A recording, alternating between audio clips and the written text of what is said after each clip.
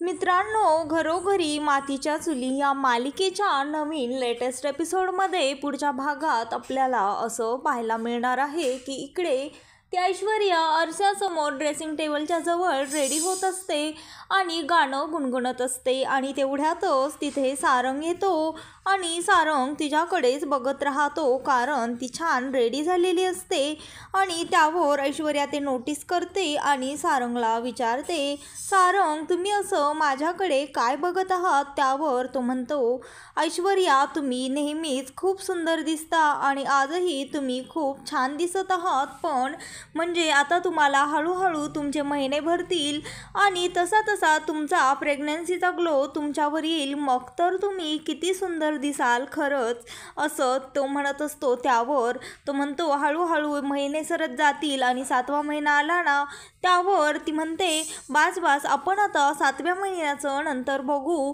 पण आत्ता कशी दिसतीये ते सांगा. त्यावर तो म्हणतो, सांगितलं ना, आत्ता तर तुम्ही छानच दिसत आहात.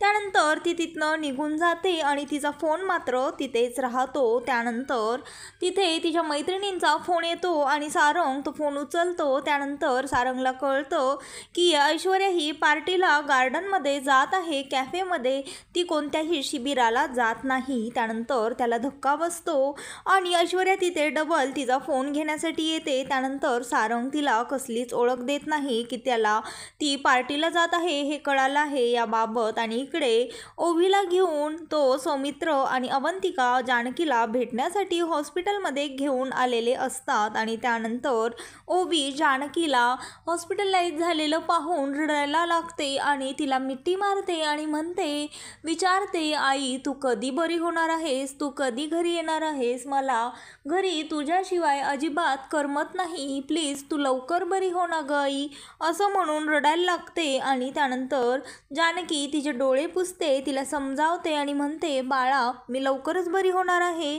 पण जर तू असं रडलीस तर मला बरं वाटेन का? तूच सांग बरं, असं तिला विचारते.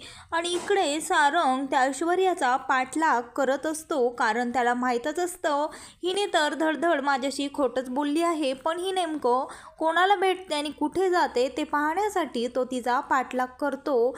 आणि त्यानंतर तिच्या मैत्रिणीही तिथे वाट बघत बसलेल्या असतात. त्यावर ऐश्वर्या तिथे पोहोचते आणि त्या म्हणतात, काय ग तुझी नेहमीचीच सवय आहे लोकांना वाट बघायला लावण्याची, कधीच तू वेळेत येत नाही. इकडे ओवी त्या जानकीला पाहून रडत असते आणि तिला हट्ट करत असते की आई तू आत्ताच माझ्यासोबत घरी चल, तू एकदा का घरी आलीस ना मग तुला आपोआपच बरं वाटेन आणि तू लवकर बरी होशील, चल ना गाई तू माझ्यासोबत, असं तिला म्हणत असते आणि रडतही असते. त्यावर तो ऋषिकेश तिला समजावतो आणि म्हणतो, बाळा ओवी आई लवकरच बरी होईल आणि लवकरच घरी होईल. त्यावर ओवी म्हणते, आई तू असल्याशिवाय मला घरी बिलकुलच राहावं वाटत नाही, मला तुझ्या कुशीमध्ये झोपायचं आहे आणि तू असल्यास मला तुझ्या हाताने जेवण करते मी, मला तुझी खूप आठवण येते, असं म्हणून ती ओवी रडायला लागते आणि म्हणते, आई थांब मी तुला दाखवण्यासाठी काहीतरी घेऊन आलेली आहे. त्यानंतर ती ड्रॉइंग बुक काढते आणि त्या जानकीला दाखवते. त्यावर ती म्हणते, हे बघ मी किती सुंदर ड्रॉइंग केलेलं आहे. त्यावर जानकी म्हणते, खूपच छान ड्रॉइंग केलेस बाळा तू, गुड गर्ल, असं तिला म्हणते. त्यानंतर ती ओवी आणखीनच तिच्या मांडीवर डोकं ठेवून रडायला लागते आणि त्यानंतर ऋषिकेश म्हणतो, बाळा तू आत्ता, ऋषिकेश ओवीला समजावतो आणि तिला म्हणतो, बाळा तू आता रडू नकोस बरं, तू अशी रडली तर तुझ्या आईला आवडेन का? मग आई कशी बरं लवकर बरी होईल? त्यावर सौमित्र म्हणतो, घरी कळवायला कॉल केला होता, त्यावेळेस ही फारच हट्ट करत होती की मला आईला भेटायचं आहे, त्यामुळे मग हिला घेऊन आलोत. आणि तो त्या ओवीला म्हणतो, झालं का बाळा आता आईशी भेटून, चला आपण निघूयात. त्यानंतर ओवीचं काही जाण्याचं मन नसतं पण तिला बळजबरी घरी पाठवण्यात येतं. आणि त्यानंतर जानकी म्हणते, तू गुड गर्ल आहेस ना बाळा, आता आई घरी येईपर्यंत कोणालाही परेशान करायचं नाही आणि अवंतिका काकू जे सांगते ते सर्व तिचं ऐकायचं आणि तिच्या हाताने जेवण करायचं, कुरकुर बिलकुलही करायची नाही. त्यानंतर ते ओवी आणि अवंतिका सौमित्र घरी जातात आणि इकडे सारंगने वेटरला सांगून वेटरचा ड्रेस घालून तिथे जातो असं त्याला पैसे देऊन सांगितलेलं असतं की तुझं काम मी करतो थोडा वेळापुरतं, आणि इकडे ती ऐश्वर्या तिच्या मैत्रिणींना सांगत असते की तिनं कशा प्रकारे रणदिवेंची प्रॉपर्टी स्वतःच्या नावावर त्या सारंगचा वापर करून घेतली. ती सांगत असते की मी आता इथे येताना काय सांगितलं गेस करा तुम्ही. त्यावर तिच्या मैत्रिणी म्हणतात आम्हाला नाही तुझा अंदाज लावता येत, कारण तू फारच मनची राणी आहेस आणि तुझा अंदाज आत्तापर्यंत कोणी लावू शकलंय का ऐश्वर्या, कमॉन तूच सांग. त्यावर ती म्हणते आत्ता मी असं सांगून आली आहे की मी प्रेग्नेंट आहे आणि मी शिबिरासाठी गर्भसंस्कारच्या माझ्या मैत्रिणींकडे जात आहे. त्यावर तिच्या मैत्रिणी हसायला लागतात आणि सारंग मागे उभा राहून हे सर्व ऐकत असतो. आणि ज्यावेळेस तो हे सर्व ऐकतो त्या ऐश्वर्याचे कारनामे त्यावेळेस त्याच्या पायाखालची जमीनच सरकते. आणि त्यानंतर तिच्या मैत्रिणी म्हणत असतात अगं पण एवढं का खोटं बोलली इकडे येण्यासाठी. त्यावर ती म्हणते अगं इकडे येण्यासाठी मी एवढं खोटं नाही बोलले, तर मी ती प्रॉपर्टी माझ्या नावावर करून घेण्यासाठी बोलले. पण काय झालं सांगू का, त्या सारंगने सर्व ते प्रॉपर्टीचे पेपर्स बघितले आणि त्याला डाऊट आला. मग त्या गध्याला मी वेडं बनवण्यासाठी हे सर्व खोटं बोलले. आणि तो इतका मूर्ख आहे, त्याला हेही लक्षात नाही की आमच्यामध्ये असं काही कधीच घडलं नाही. पण मी त्याला म्हटलं की मी प्रेग्नेंट आहे, तर लगेचच त्यानं विश्वासही ठेवला माझ्या बोलण्यावर. अगदी डोळे झाकून विश्वास ठेवतो तो. मी काही जरी म्हणले ना तरी माझ्यावर लगेच चटकन असा विश्वास ठेवतो. त्याला हाताशी धरून तर मी हे सर्व करू शकले. म्हणजे सारंग माझ्यासोबत होता ना, त्यामुळेच मला हे सगळं करणं जरा सोपं झालं. त्याच्या घराचे मी एवढे तुकडे केलेत ना, आणि त्याच्या आईचं आणि जानकीचंही कायमचं नातं मी संपवून टाकले. आणि त्या जानकीला तर जेलची हवाच भेटणार आहे आता. त्या मूर्खाला तर हेही कळालं नाही की रिपोर्ट बघावेत वगैरे काहीच नाही, लगेचच विश्वास ठेवला. आणि आता बघ त्यालाच हाताशी धरून कसं मी त्यांच्या घरातल्या एकेकाला घराच्या बाहेर हकलवते.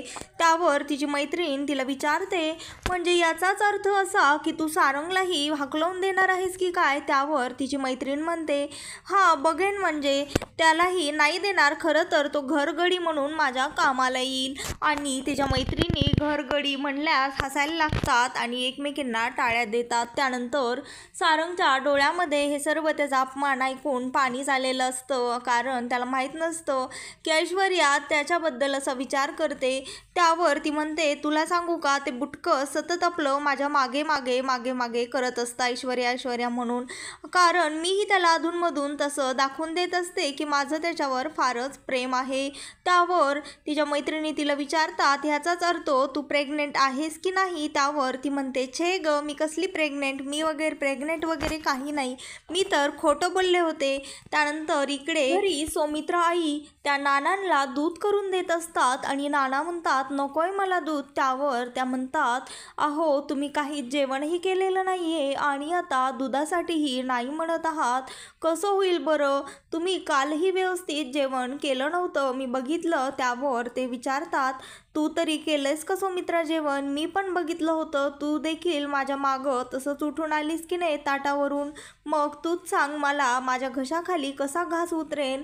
अगं ती जानकी तिकडं जेलमध्ये होती आणि आता तिला दवाखान्यामध्ये ॲडमिट केलं आहे, आणि तूच सांग खरंच तुझ्या मनाला असं वाटतं का गं की जानकी असं काही करू शकेन. म्हणजे आत्ता तुमच्या दोघींमध्ये जरा खटके उडाले आहेत ते मला माहीत आहे, पण तुझ्या मनचा आवाज ऐक आणि मला उत्तर दे. त्यावर ती म्हणते खरं तर मलाही असं वाटत नाही की जी जानकी असं काहीतरी करेन. त्यावर नाना म्हणतात खरं तर सुना काही वेळापुरताच सुना असतात, पण आयुष्यभरासाठी त्या आपल्या लेकीच असतात, लेकीसारखाच आपण त्यांना जपतो, जीव लावतो. आणि मला माहीत आहे तू आत्ता जरी तिच्यावर चिडलेली असलीस तरीही तुझ्या मनात जानकीबद्दल खूप प्रेम आहे, हे मला सगळंच माहीत आहे. जे काही व्हिडिओमध्ये दाखवलेलं आहे ना ते खोटं आहे, ते नक्कीच एडिट वगैरे करून हल्ली असं काही व्हिडिओ बनवता येतात तसंच काहीतरी केलेलं असणार, कारण माझा जानकीवर पूर्ण विश्वास आहे, ती असं कधीच वागू शकत नाही. आणि इकडे सारंग रडत असतो आणि त्यानंतर तो तिथनं बाहेर येतो. त्याला काहीच कळत नसतं काय करावं काय नाही, कारण त्याचं डोकं पूर्ण हँग झालेलं असतं. त्याला काहीच सुधरत नसतं आणि तो सर्व गोष्टी ऐकून दुःखी झालेला असतो. आणि त्यांनी जे आधी त्या ऐश्वर्याचं सांगून केलं होतं त्या सर्व गोष्टी आठवत असतात. आणि ऐश्वर्याही त्याला जे काही म्हणाली, अपमान केला त्याच्या पाठीमागे, ते सर्व ऐकून त्याला फारच रडायला येत असतं आणि तो स्वतःला खूपच लूजर समजत असतो आता. त्यानंतर तो म्हणतो, मी तिच्या नादी लागून माझं घर मोडलं, माझ्या आईवडिलांचंही ऐकलं नाही, तरी मला नाना सांगत होते, ऋषिकेश दादाही सांगत होता, पण मी माझ्या भावावर त्या मूर्ख बाईचं ऐकून हात उचलला. खरंच माझी बुद्धी काहीच काम करत नव्हती त्यावेळेस. असं सर्व आठवून तो फारच रडत असतो. आणि इकडे सौमित्र, अवंतिका आणि ओवी सर्वजण घरी आलेले असतात. त्यावर ती सौमित्र विचारते ओवीला, काय गं ओवी, तुझ्या आईला भेटून तुला बरं वाटलं का? त्यावर ती म्हणते हो.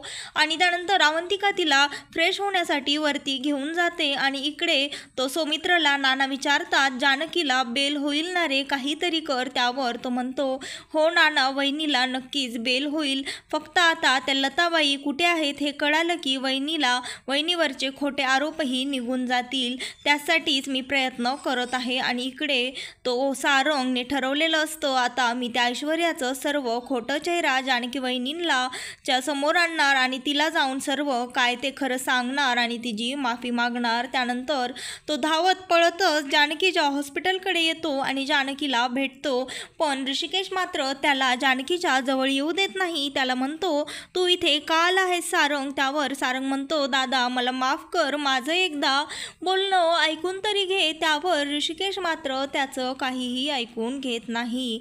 आणि त्यानंतर ऋषिकेश त्याला ढकलून देतो. सारंग त्या ऋषिकेशचे पाय धरतो, माफी मागतो. त्यानंतर तेवढ्यातच त्यांच्या गोंधळाने त्या जानकीला जाग येते आणि जानकी ऋषिकेशला म्हणते, थांबा ऋषिकेश, तुम्ही असं का करत आहात? सारंग भाऊजी काय झालंय, त्यांना मला बोलू तर द्या. त्यानंतर सारंग म्हणतो, वहिनी खरंच माझं चुकलं, मला माफ कर, असं म्हणून त्या जानकीजवळ ढसाढसा रडतो आणि म्हणतो, जानकी बहिणी, मी तुला आजवर खूप त्रास दिला आहे. खरं तर ती बाईवर तुम्ही मला सांगत होतात विश्वास ठेवू नका, ती माझ्यासोबत खूप वाईट वागली आहे. जानकी वहिनी, आता तूच मला ह्या सगळ्यातून बाहेर काढ आणि आपल्या घरालाही वाचव, कारण आपली सर्व प्रॉपर्टी तिच्या नावावर झालेली आहे. हे ऐकून ऋषिकेशला आणि जानकीला धक्का बसतो. जानकी म्हणते, बघा तरी ऋषिकेश, मी तुम्हाला सांगतच होते की त्या ऐश्वर्याकडं पेपर्स ठेवणं काही सेफ नाही. त्यावर तो सारंग म्हणतो, ह्या सर्वाला मीच जबाबदार आहे वहिनी, मला मार तू. त्यानंतर तो स्वतःला मारून घ्यायला लागतो. त्यानंतर ती जानकी त्याला असं करण्यापासून अडवते आणि म्हणते, शांत व्हा सारंग भाऊजी, असं का करत आहात? आता वेळ आली आहे, तुम्ही स्वतःला नाही तर त्या ऐश्वर्याला धडा शिकवण्याची. तुम्ही स्वतःला असा त्रास करून घेऊ नका. आणखीनही वेळ गेलेली नाहीये, आता तुम्ही फक्त ठाम राहा, कारण ती ऐश्वर्या तुम्हाला जरा गोड बोलली की तुम्ही पगळता, तुम्ही खूप भोळे आहात सारंग भाऊजी. त्यानंतर तो म्हणतो, नाही वहिनी, यावेळेस मी तिला माफ करणार नाही, कारण तिने माझ्या भावनांशी ती खेळली आहे, माझ्याशी नाही ते खोटं बोलली आहे. यावेळेस मी तिला माफ करू शकत नाही, कारण तिने माझ्या भावनांचा खेळ मांडला. त्यानंतर तो म्हणतो, वहिनी आता काही होऊ दे, मी कधीच तिच्या साईडनं होणार नाही. त्यानंतर जानकी म्हणते, ठरलं तर मग आता ह्या येत्या 15 दिवसांमध्ये तिला तिच्यासारखंच वागायचं, म्हणजेच तिच्या मागे कट कारस्थान करायचे आणि तिचा सगळा जो काही प्लॅन आहे तो तिच्यावरच उलटवायचा. पण सारंग भाऊजी, यामध्ये तुम्हाला साथ द्यावी लागेल. तो म्हणतो, वहिनी आता माझी साथ कायमचीच असणार तुमच्यासोबत. त्यानंतर ती म्हणते, आता येत्या 15 दिवसांमध्ये तिला जराही कळू द्यायचं नाही की तुम्ही आमच्या साईडनं आहात, तुम्ही आधी तिच्याशी जसं वागत होतात तसंच वागायचं. आणि आणखीन एक गोष्ट, आज रात्री मात्र तुम्ही घरी जायचं नाही, आज रात्री तुम्ही इथेच थांबायचं आणि तिला सांगायचं नाही. एवढंच काय तर घरी आईंनाही सांगायचं नाही की तुम्ही इकडे आहात. त्यानंतर तो म्हणतो, पण असं का वहिनी? त्यावर ती जानकी सांगते, हाच तर आपला पहिली खेळी असणार. आणि त्यानंतर इकडे ती ऐश्वर्या घरी आलेली असते आणि एक दिवस होऊन जातो तरी देखील सारंग घरी आलेला नसतो. त्यामुळे त्यामुळे इकडे नानांना आणि सौमित्राईंना काळजी वाटत आणि सौमित्रा त्या ऐश्वर्याला विचारते, काय ग ऐश्वर्या, सारंग काल रात्रीपासनं घरी आलेला नाहीये?